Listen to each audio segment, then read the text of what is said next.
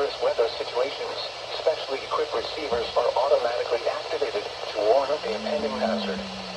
Tests of these receivers by this system are normally conducted by the National Weather Service every Wednesday between 11 a.m. and noon.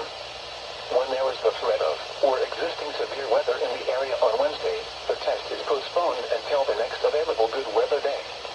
The warning alarm, transmitted over National Weather Service radio stations in north central and northeast Illinois, will be activated for watches and or warnings affecting all counties in north central and northeast Illinois, as well as counties in far northwest Indiana.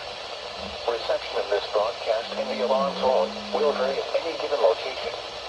This variability, normally more noticeable at a distance from a given transmitter, will occur even though you are using a good quality receiver in perfect working order.